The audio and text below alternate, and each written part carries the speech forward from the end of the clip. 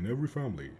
Don't leave your wet towel on the floor. No TV until your homework is done. Normal things. In my family, we had all of those, plus one more. One rule that was absolute, unspoken, and enforced with silent, terrifying finality. You do not go into mom and dad's bedroom. It wasn't just a knock first situation. The door was always locked. I was never, ever, ever, for any reason, allowed inside. Not to ask a question, not to retrieve a stray toy that had rolled under the door. That room was a fortress, and for my parents, I was an invader. And from as far as my memory goes, I knew why I wanted to go in. It was the knocking. It wasn't a constant sound. It was a subtle, a soft rhythmic thump, thump, thump that you could only hear if you were standing in the hallway right outside of their door. It came from inside, from the far wall of the room, the one that backed up against the old linen closet. I first noticed it when I was maybe 6 or 7. I thought it was the pipes, but the sound was too steady, too intentional. The curiosity of every child is a powerful force. A few times I found the door unlocked by mistake. I'd sneak in, the thick carpet muffling my footsteps.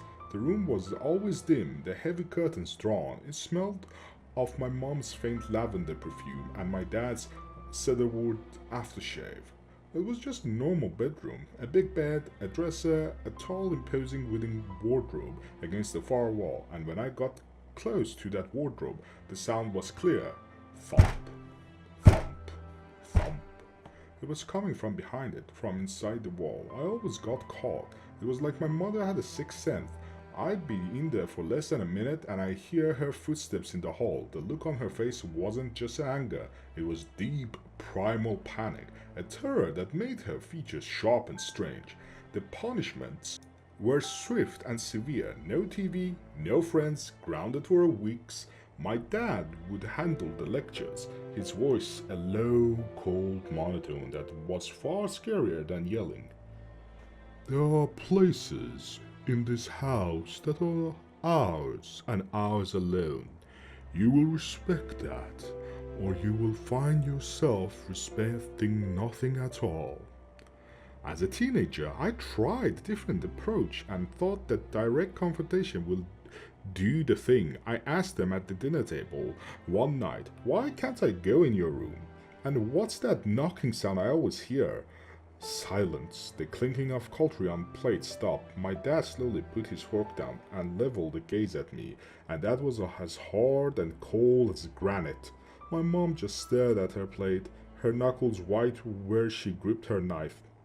There is no knocking sound, my dad said, his voice dangerously quiet, yet sharp, and you will drop this.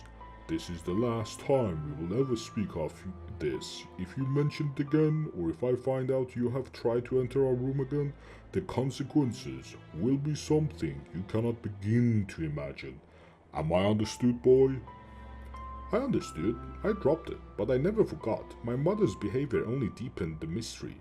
She was a good mom, loving in her own distant way. She went to work, she cooked, she cleaned, but any free time she had, she spent it in that room. She'd disappear behind that locked door for hours on end. Sometimes I pressed my ear to the door and just listened. I never heard a TV or music, just a profound, heavy silence, occasionally punctuated by her soft, humming tune, with no melody or the faint sound of her whispering to someone who never whispered back. Now I'm 21. I have saved up enough from my part-time job to finally get my own place, a tiny apartment across the town. I'm living and I'm single, overwhelmingly though has dominated my mind for weeks. It's now or never. I should find out what is behind that door. I can leave this house without knowing. This secret has been a silent third parent to me my entire life, a ghost at every family dinner, a shadow in every hallway. I have to cast a light on it before I go. I told my dad I was ready to move out. He was revealed. And that's the only word for it. He had the relief on his face like he has been keeping something in for the last 20-something years. There was no sadness, just a weary sense of relief. He and Mom wished me luck, told me they were proud. I asked him one last time, my voice trembling slightly, Dad, before I go, please just tell me what's in the room. His face hardened instantly. The mask of proud father fell away, revealing the cold, stern guardian of the secret. Your new life begins when you walk out of that door, he said. What is in this house is part of your old one. You will leave it behind. Do you understand me? You will leave it behind.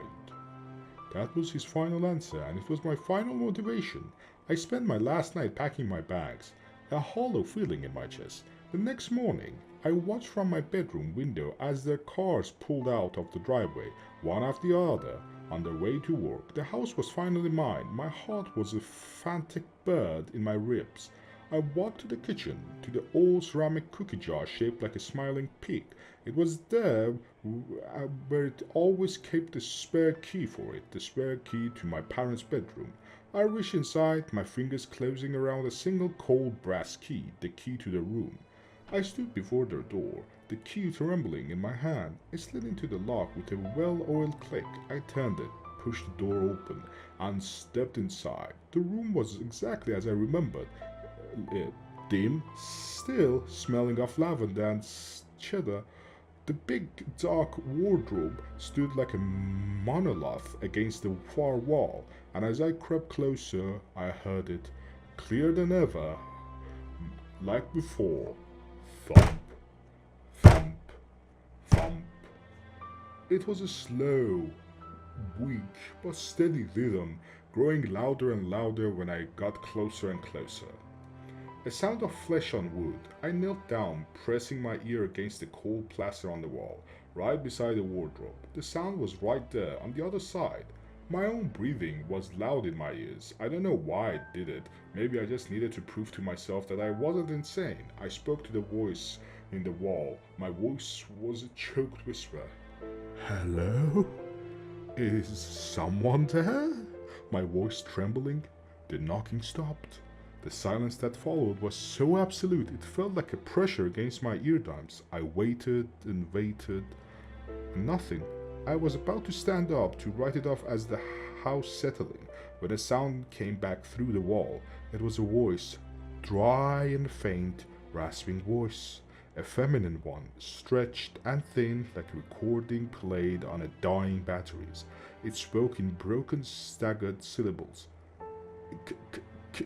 Kill me. Kill me. I jerked back as if I had been burned. I scrambled away from the wall, my mind refusing to process the words. Kill me? I must have misheard it.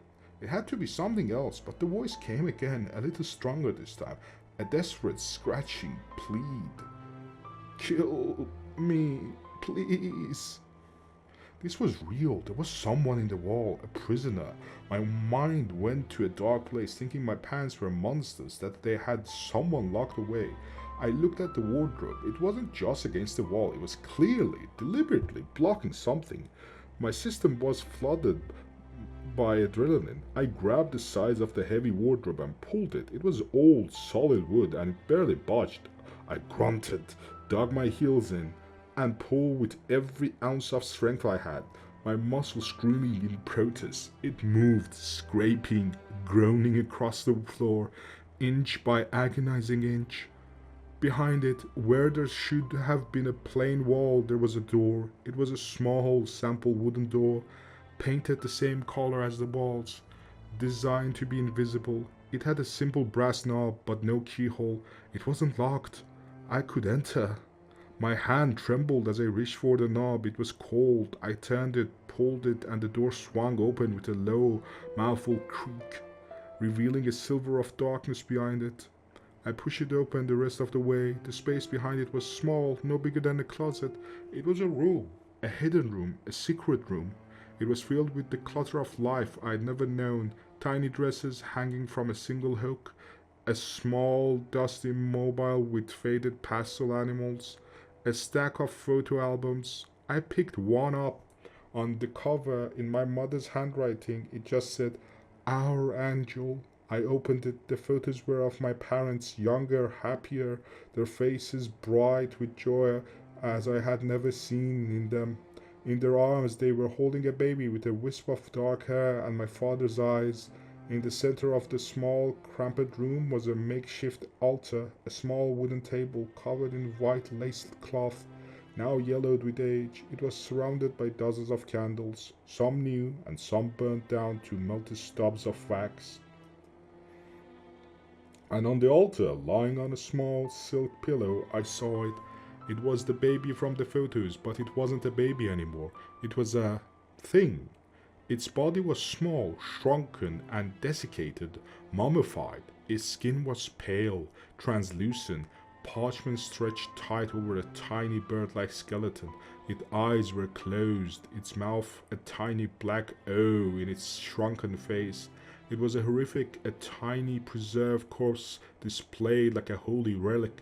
I felt a sudden overwhelming urge to touch it, a pull, a need to connect with this impossible tragic thing. I reached out a shaking hand and gently, so gently, laid my fingertips on its cold, dry forehead, and the world exploded. I saw visions, memories, and pictures that are not my own, all flooded my mind with the force of a tidal wave. I saw a sterile, white hospital room, my mother sobbing, her face buried in my father's chest, a doctor with a grim face saying the words, "I'm so sorry. There was nothing more we could do. Your daughter is gone." I saw my parents in their bedroom, the one I stood in now. They were holding the tiny, still bloody body of their daughter, wrapped in a hospital blanket. My father, with a face covered by a mask of desperate, insane grief, was drawing a circle on the floor with red chalk. "We can bring her back," he was whispering. His voice was a frantic prayer. "The book said we could bring him back. We can bring our daughter back. We just have to anchor her, give her a vessel to stay in." I saw them place the tiny body in the center of the circle on the altar. I saw them kneeling, chanting words from a language that made my teeth ache. I saw the candles flicker and die, and a coldness filled the room as the tiny body on the altar twitched just once. And I felt her spirit, trapped, snatched back from the peace of oblivion and slammed back into her dead, decaying shell. I felt her confusion, her terror, her unending, eternal suffering, a conscious mind growing, learning, trapped in an inert, unchanging prison of her flesh, unable to move, unable to speak, able to do nothing but feel the slow, inexorable passage of decades and knock, knock, knock on the silent wall of their bedroom. And through it all, I heard her voice as a clear of soul-shattering scream inside my own head. "Please, kill me!" I ripped my hand away, stumbling back, a strangled sob tearing from my throat. I finally understood. My parents weren't monsters, not in that way, I thought. They were just broken, drowned in grief so profound they had committed an atrocity and tried to escape it. They had imprisoned a stranger. They had imprisoned their own daughter, not a stranger, my sister. I knew what I had to do. There was no other choice. I grabbed an old soft blanket from the foot of the table and returned to the hidden room and carefully, reverently wrapped this tiny mummified body. It was as light as a bundle of dry leaves. I put it in my duffel bag on the top of my clothes, and I took one last look at the sad, terrible little room, and then I walked out. I didn't close the hidden door. I didn't move the wardrobe back. I wanted them to know. I left the key on the kitchen table, walked out of the front door, and never looked back. The drive was a blur. The visions didn't stop. I felt her gratitude, a wave of pure, beautiful relief, but it was tangled with agony of her long imprisonment. I felt her pain, her loneliness, her terror, and I felt my parents' grief, a crushing, unending weight. I drove for hours, until the city was a distant memory, until I was on a lonely road surrounded by nothing but fields and rust. I found what I was looking for, a desolate, abandoned, scrappy yard. There, among the mountains of rusted metal and broken dreams, I built a small pyre. I unwrapped my sister's body one last time, whispered an apology for my parents, for my own ignorance, for her entire stolen life. I laid her on the pyre, doused it in lighter fluid, and with a flick of match, I set her free. I watched as the flames consumed her and her tiny earthly prison turned to ash. I cried. I cried for hours. I cried for the sister I never knew I had. I cried for the parents I could never go back to.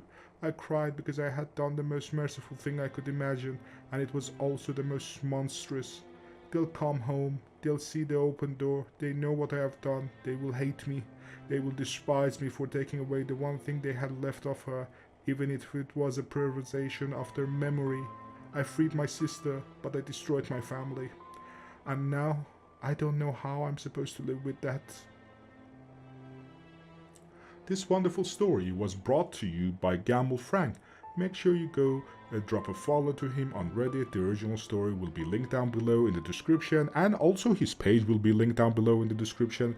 Make sure you say hi to him. He has been an ever present on this channel, and also make sure you hit that subscribe button so we can reach 100 subscribers, which will be much appreciated. And also drop down your suggestions and your comments about the story and upcoming stories and projects and what you want to see on this channel.